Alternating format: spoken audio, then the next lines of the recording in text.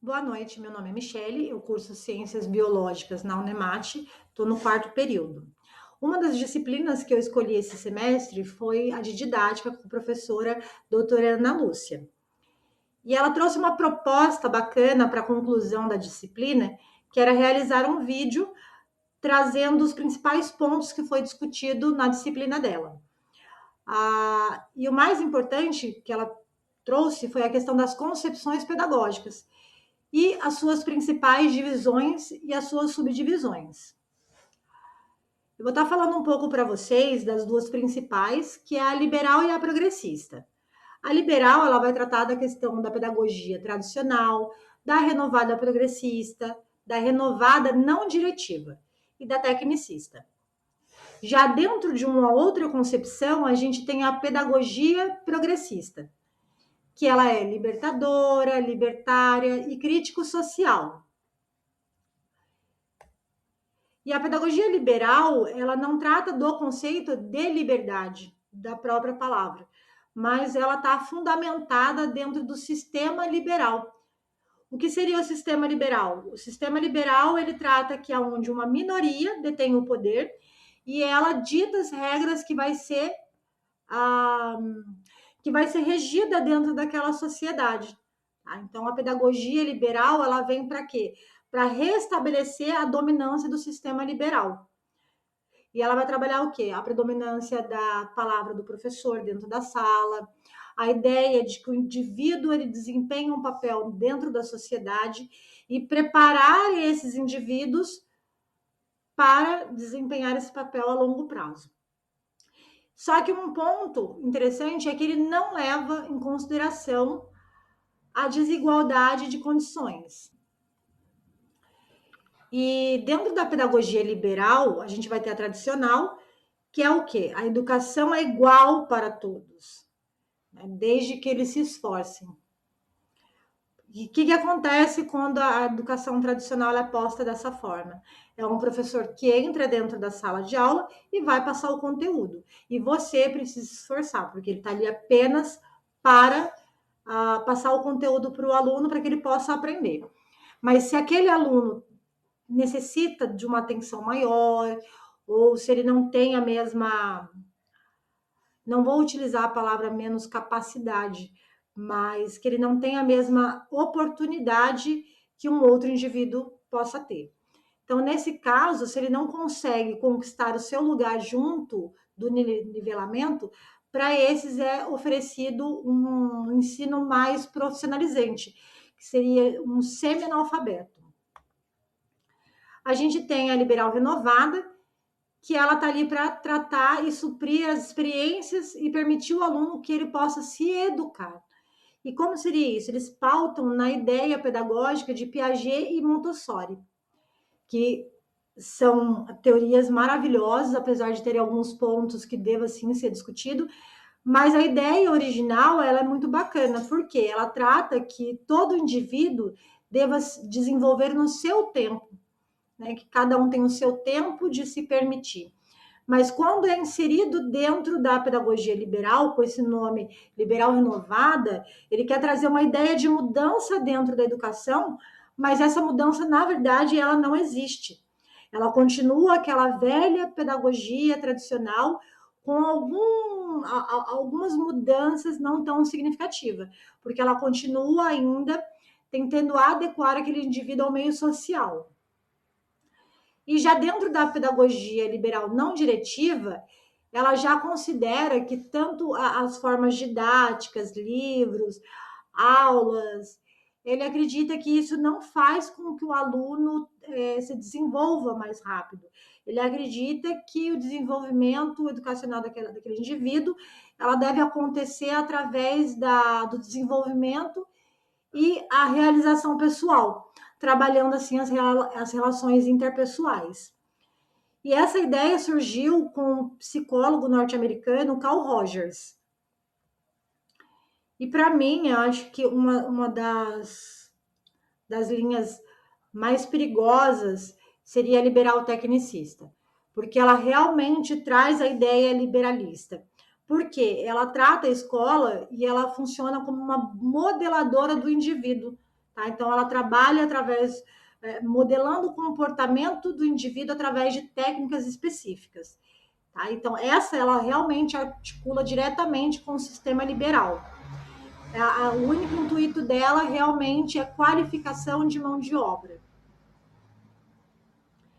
E então a gente começa a falar um pouco mais sobre a pedagogia progressista, que ela foi idealizada pelo saudoso Paulo Freire, e a sua primícia ela parte das análises críticas e da realidade social do indivíduo, aonde através dela se torna um instrumento de luta dos professores ao lado de outras práticas sociais também. E dentro da pedagogia progressista, ela vem a libertadora, aonde ela vai fazer o quê? Ela vai extrair do indivíduo a realidade dele e contextualizar dentro da sala de aula, para que eles possam, então, trabalhar esse conteúdo e atingir um nível de consciência dessa mesma realidade. Então, que ele possa traçar o seu meio, o local que ele vive, para a sala de aula, para que não exista, então, mais um abismo entre o conhecimento científico e a realidade que ele vive, tá? Dando a ele, então, um sentido de transformação social. A gente tem a pedagogia libertária, que é uma pedagogia conhecida como pedagogia institucional, onde ela acontece através do mecanismo do Estado.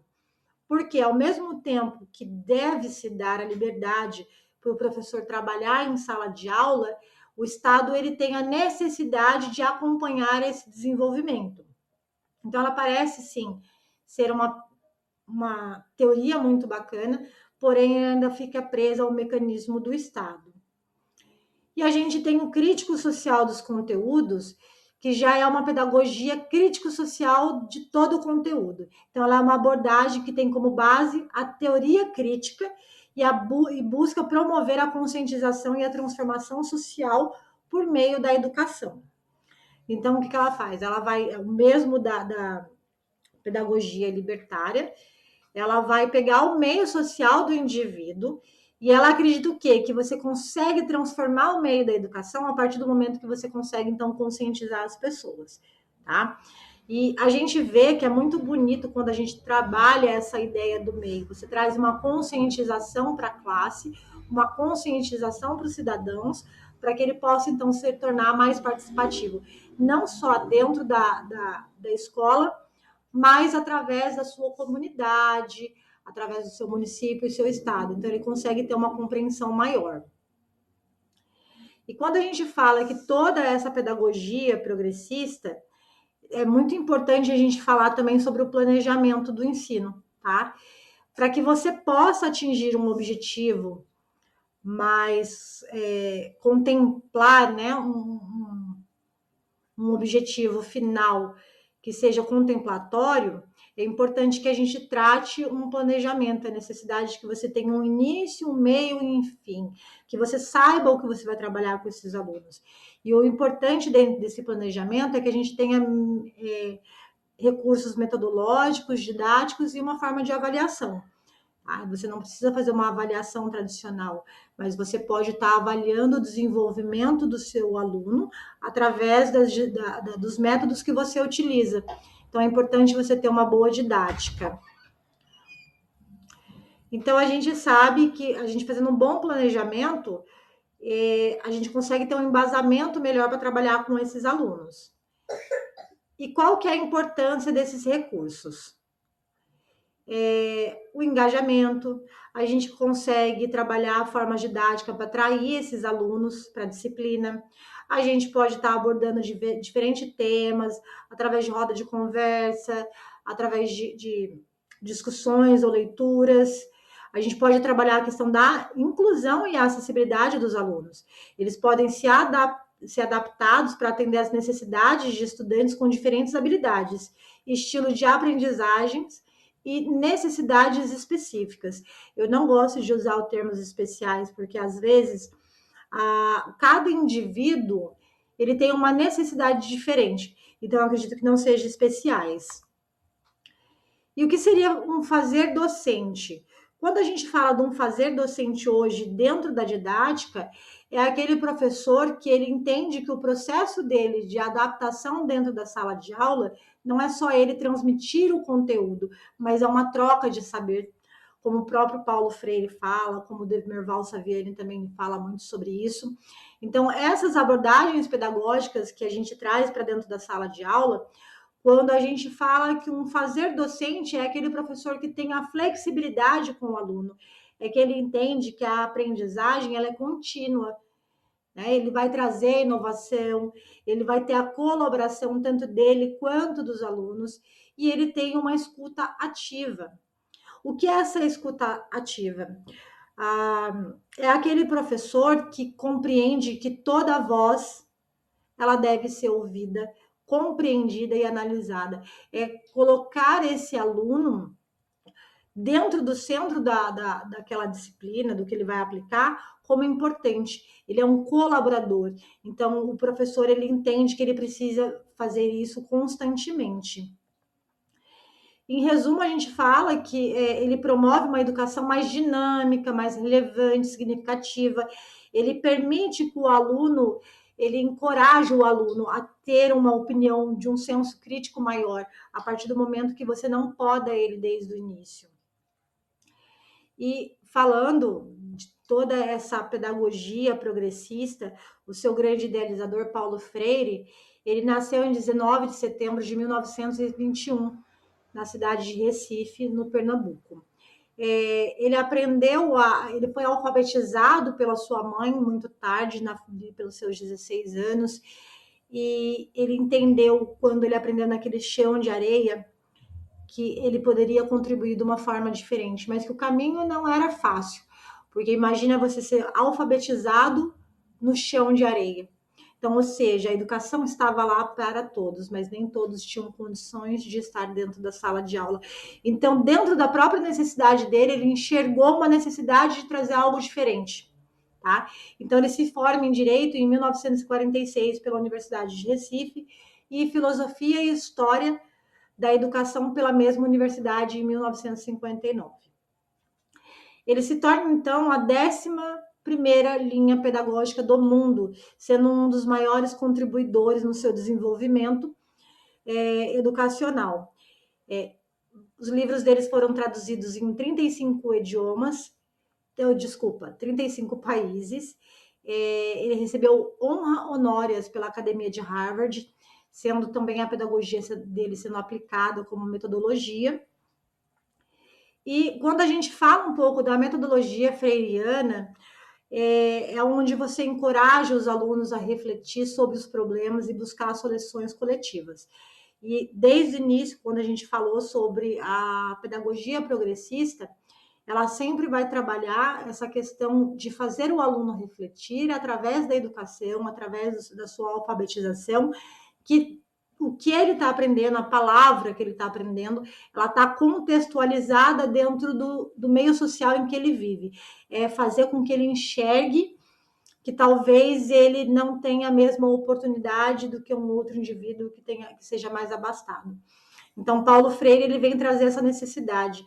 E vale lembrar que Paulo Freire ele sempre vai trabalhar através do diálogo, da conscientização, temas geradores e uma educação problematizadora. É importante você trazer o conceito do meio, a discussão em sala e tentar, então, chegar num denominador comum.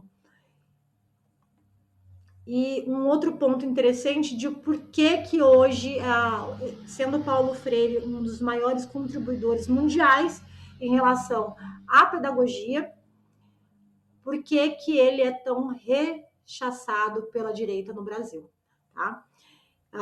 Como vocês podem ter visto desde o início, que existe um abismo entre as duas vertentes, tanto a liberal quanto a progressista. E como vivemos num sistema mais liberal, a direita, então, no Brasil, ela tenta de qualquer forma invalidar Paulo Freire, porque sabe que a pedagogia de Paulo Freire ela só pode ser aplicada em um governo que permite que os seus cidadãos tenham uma formação crítica e social, que ela seja participativa, que ela tenha uma participação política. direta e indiretamente dentro da comunidade dela. Então, se a pedagogia de Paulo Freire, ela traz todo esse conceito, ela não consegue, então, ser aplicada dentro de um governo que é liberal. Então, o que acontece? A extrema-direita, ela tem uma hostilidade muito grande com Paulo Freire. Ela tenta invalidar, mas não tem como uma direita tão pequena de pessoas no poder tentar tirar a grandeza que é Paulo Freire, tá?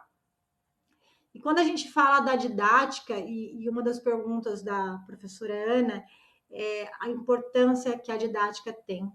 Né?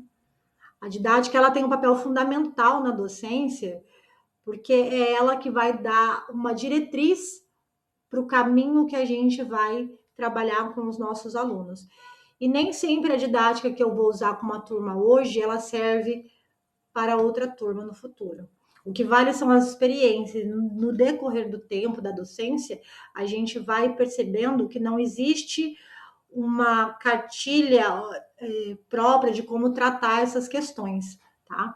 Então, ela mostra da importância de como a gente pode estar utilizando vários recursos para promover a educação, para trazer esse aluno, para mostrar o quanto é lindo o aprendizado, né, o conhecimento científico, para que ele possa amanhã ser o que ele quiser, para que ele possa ser um médico, para que ele possa ser um engenheiro, para que ele possa ser exatamente o que ele quiser. A educação tem que estar para todos e não para a minoria. Gostaria de agradecer essa oportunidade dada em relação a estar fazendo esse trabalho desse vídeo.